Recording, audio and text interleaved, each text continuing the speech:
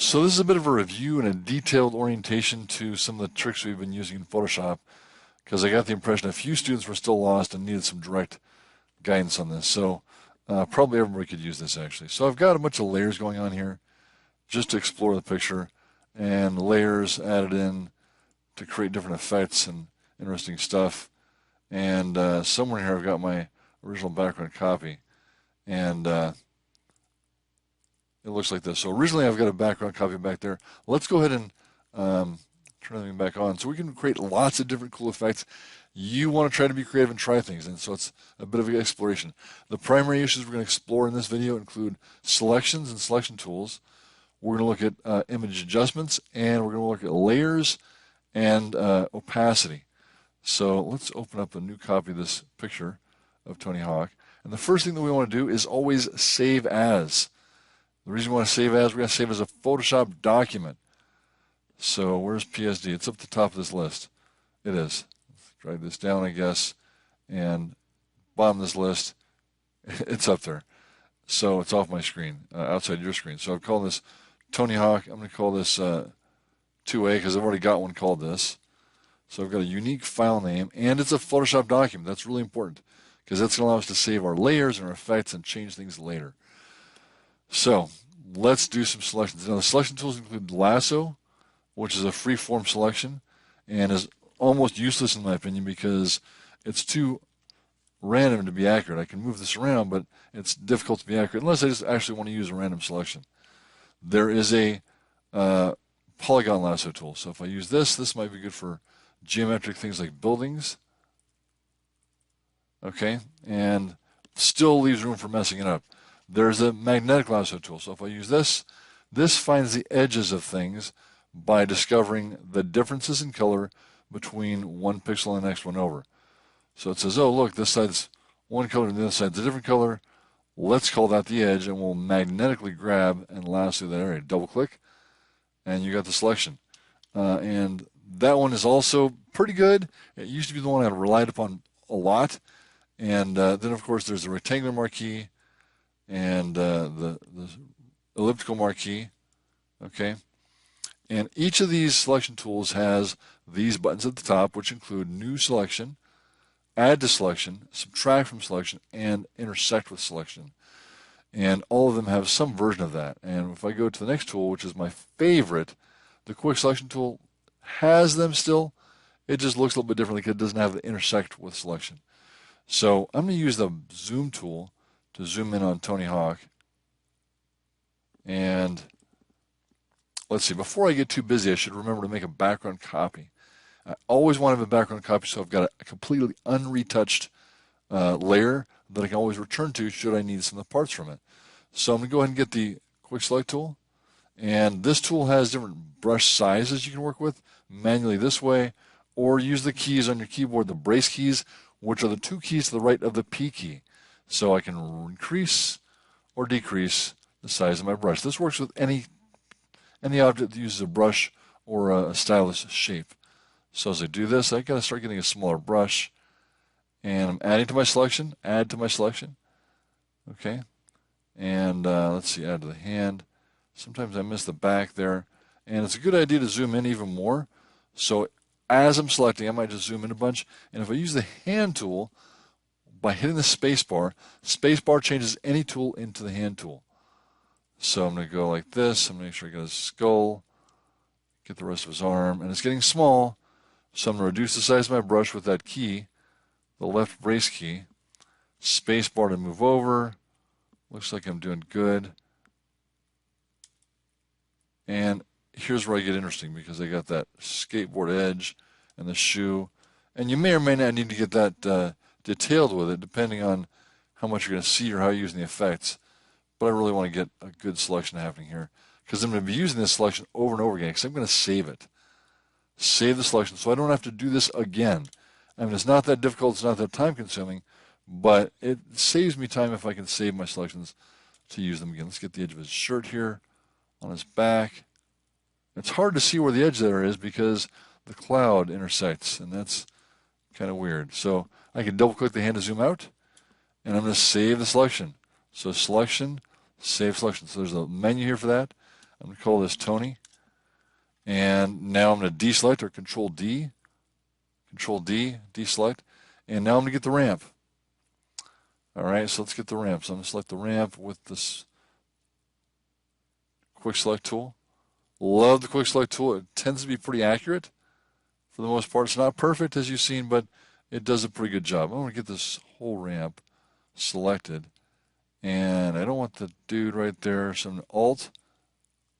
And Alt is subtract from selection, and plus is add to selection. So I'm just going to trim this down a little bit. I guess I want to add that in there. I actually don't want the people. So I'm just going to get rid of that part. And so the marching ants going to show me what I have selected and what I don't have selected. So I'm just going to scribble around with this. Make a bigger brush. And Alt to get exactly what I'm after. It looks pretty good. Sure, that'll work.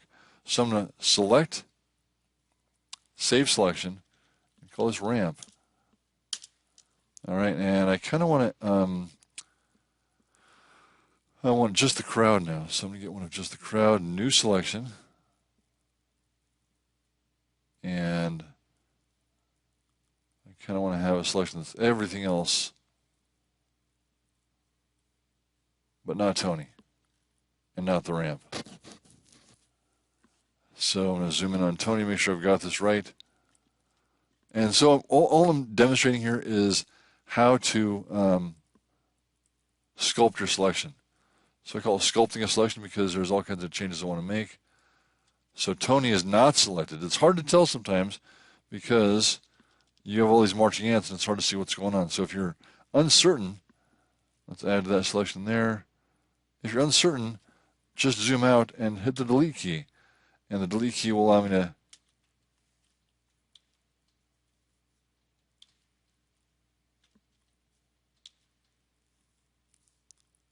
delete everything else.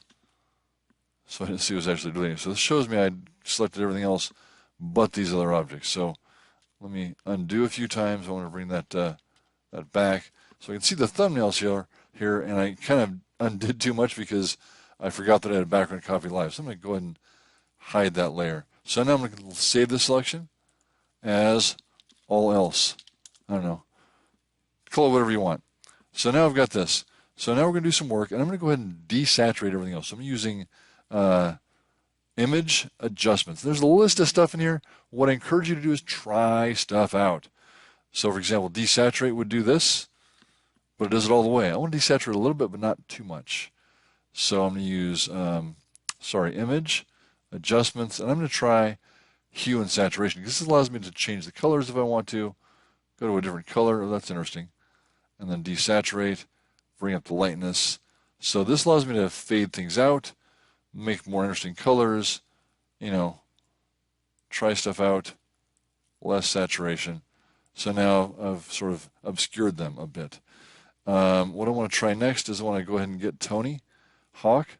And what I want to do actually is go to select. I'm going to load selections. Remember I saved the selection earlier. Now I'm going to load it. So I'm going to call, let's see what I'm looking for. I'm sure I just chose load selection. Oh, it's in this, there we go.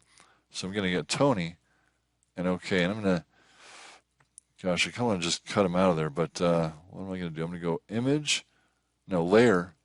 And there's a thing up here that allows me to make selections. So it's layer. It's all the way at the top. You can't see it. It's layer via cut.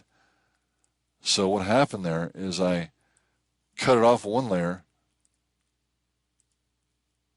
and I added it to another. Why would I do that? Well, what I want to do is sort of fade this copy. So now I've got another layer, and I'm going to use opacity. And there's lots of other things you could be doing with this.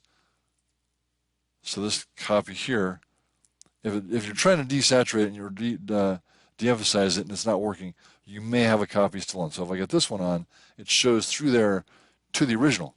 So that's something to be aware of is when you're making these adjustments. Okay, that's how that may work. Now I can see the checkerboard. You're not going to actually see the checkerboard through there. It's not part of the final image, but it's just a representation that says, hey, there's transparency here. So if you want to, you could add a new layer and fill it with white or whatever color you want. So if I fill that up, it's edit, fill or Shift F5 on this layer. And so now I've got a layer of pure white for things to show through. So what I want to do with this Tony Hawk thing, if I drag this onto the new layer button like this, I'm going to take this new copy and I'm going to bring up the opacity. And I'm going to push Control T or Edit, Free Transform. I can move the pivot point and rotate them like this. And I want to keep doing that until I have several copies of them getting gradually less opaque or less transparent, sorry. So I'm going to drag this copy over. I'm going to bring it up a little bit more. I'm going to push Control T, move the pivot point to the bottom of the skateboard, rotate them around. So each copy is getting more pronounced. And then I'm going to make one more. I have to hit Enter once I'm using the transform. One more. Let's bring this one all the way up. And Control T. So each copy is less transparent, more opaque, and more prominent. And I can do something with these copies if I want to, like change the colors or whatever. Let's try some other stuff. Let's go to let's see, the background copy is this. And I want to add an effect in here. So if I add a new layer, what I want to try next is I want to try some clouds. So there's an effect in here. If I choose two colors here, that'll be the color of my clouds. So you can try black and white. You can try black and purple. I don't know why I'm liking different colors today. So I'm going to try stuff out. And if I choose filter, and these filters, again, stuff to try. So if there's nothing in there, it may or may not work. I'm going to try to go render and clouds. Now I've tried render flame. I'm not that excited with it. But if I choose clouds, I get this. Now that's covering everything. I have a plan, trust me. I could reduce the opacity just to make it more visible and get those colors in. But first, I'm going to go with filter, noise, and add noise. So this gives us a little more grain to it, kind of a texture, and I kind of like that. So I'm going to click OK, and that gave me some grain or some texture, some sand, whatever you want to call it. And now I'm going to try a distortion. So if I do this with twirl and crank this over to get a nice tornado going on. So use the eye at the center of the storm. Just put a hand right in the middle of the picture. So I got lucky there. You can move it around, but you lose the edges. So I'm not going to do that. So what I'll try next is I've used two effects, and now I could do some image adjustments to that if I want to. I'm not even sure what to do. Let's try. There's a setting here for vibrance somewhere, I think. Vibrance, there we go. So I could just get crazy and make it more vibrant, more saturated. All right. So I got that. And I'm pretty happy with that. So I'm going to reduce the saturation, or the opacity, excuse me. And there's other cool things I could be doing with this. If I duplicate that layer, I discovered a thing the other day where what I kind of want to do is make a sunburst from the middle. I'm trying to remember how I did this. Let's see, it's select filter. I think it's distort, and it was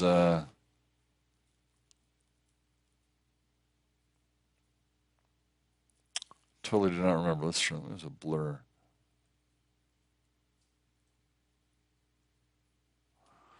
One of these things. I tried something, I found it. Oh, that's great. Why haven't I done that before? Now it's gone.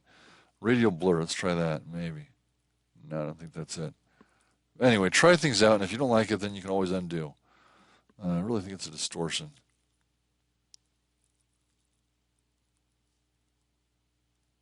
Let's try it. Spherize. That's interesting.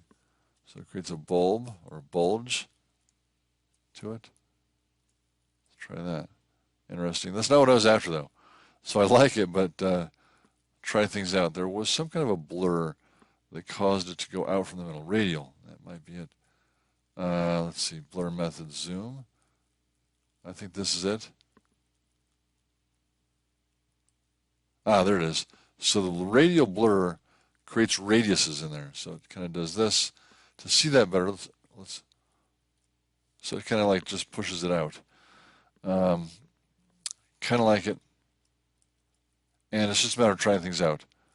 So de-emphasize the background. And my goal as a designer with this is to try to find ways to make the picture more interesting while at the same time creating